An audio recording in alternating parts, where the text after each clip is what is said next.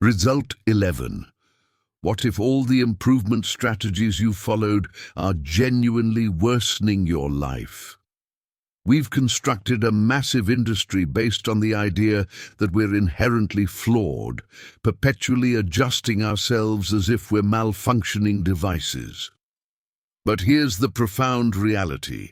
The foundational premise that you require mending is what's genuinely broken.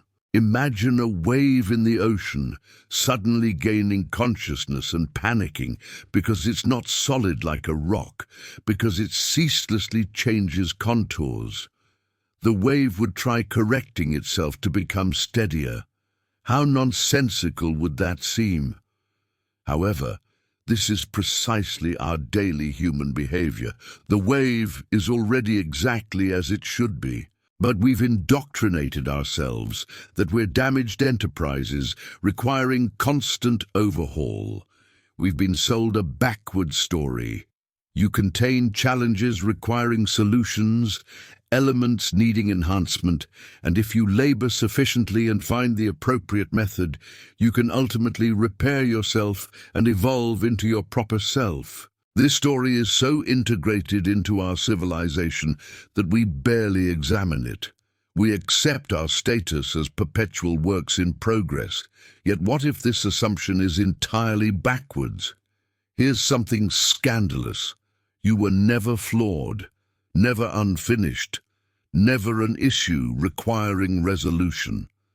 The single thing requiring mending is the idea that you need mending.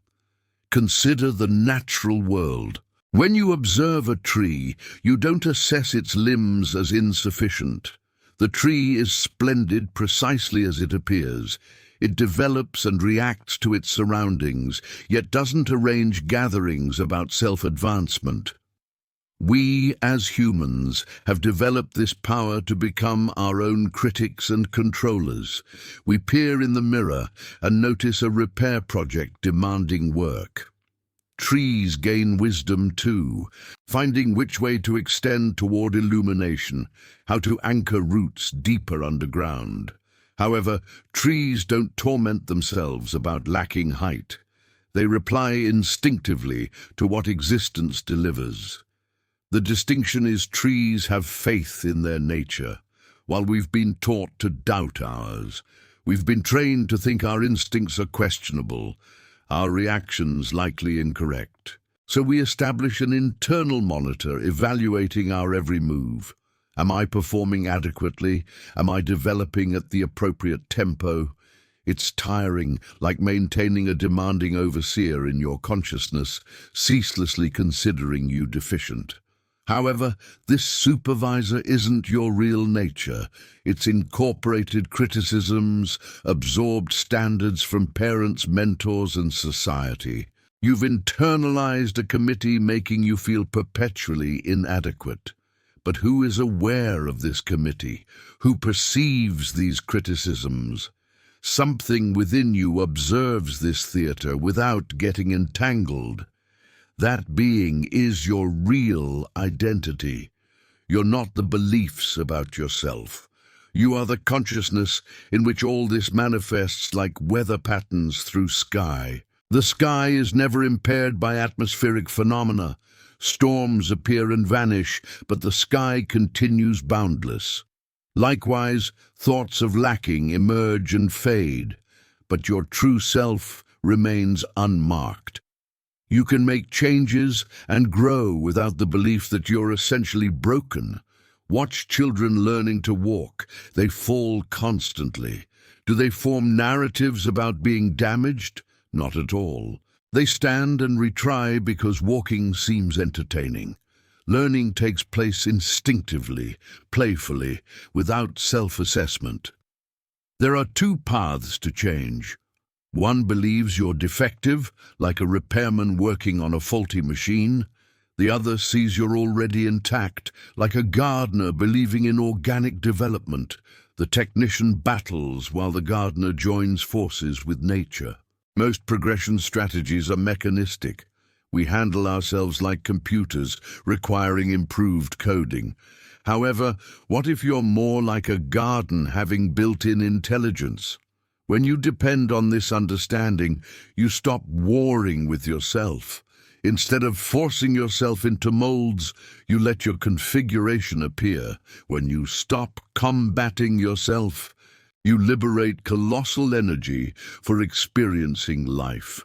Think about how much vitality you expend judging yourself. Picture if that vitality were accessible for staying present. The person who comprehends their entire funnels energy into manifestation and discovery. Here's something astonishing. When you stop endeavoring to fix yourself, aspects you believed needed fixing often settle themselves. When you discontinue creating self-criticism, your clarity crystallizes. A great deal of what we believe is broken comes from trying to correct what was never flawed. You may think you carry an anxiety problem and use strategies to correct it. Yet this attempt generates additional anxiety. What if experiencing anxiety sometimes is perfectly natural? When you discontinue considering anxiety problematic, it frequently vanishes organically. We've been taught to think we ought to feel certain emotions, cheerful, confident, calm. But feelings are the meteorology of awareness, occasionally turbulent, occasionally tranquil. This isn't a defect. The same applies to personality traits we see as flaws. Perhaps you're reserved in a society celebrating extroversion. Rather than correcting these traits, recognize them as your unique contribution. Oaks don't attempt becoming pine trees. Rivers don't apologize for not being mountains. When you embrace your essence fully, something miraculous takes place. You cease squandering vitality pretending to be what you aren't. This doesn't mean you never learn, but learning arises from wonder rather than lacking. You grow because expansion is fun. Young ones don't toil at imagination, they simply fantasize naturally and effortlessly. We learn to distrust natural intelligence. We've turned our inner life into a corporation with performance reviews. However, your authentic nature persists, waiting for you to recall you were never broken from the beginning. Here's a paradoxical truth. The harder you try to perfect yourself, the more you strengthen the belief you need improvement. Yet when you grasp, you were never incomplete. Growth occurs organically, easily. When you trust your nature, development unfolds like blossoms blooming gorgeously in their natural timing. This isn't apathy, but reliance on the intelligence that sustains your heartbeat. So here's a proposal. Undertake an experiment. For a single day, end trying to correct yourself. Consider that day as an offering to receive.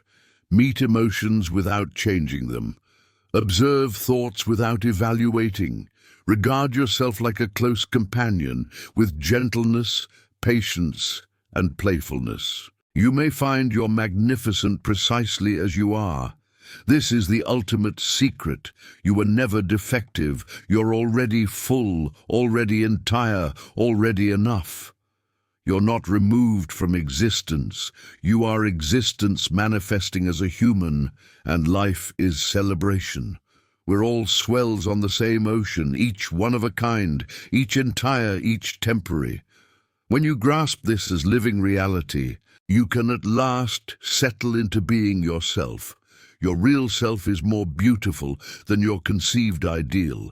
You don't require becoming closer to life because you are life experiencing itself as you. The wave is the sea playing at being separate. If this message resonated with you, I sincerely invite you to subscribe to the channel. Follow for more material that questions mainstream thinking about personal growth and self-enhancement, and leave a comment below with the word whole to show me you're prepared to accept your complete, intact nature exactly as you are right now.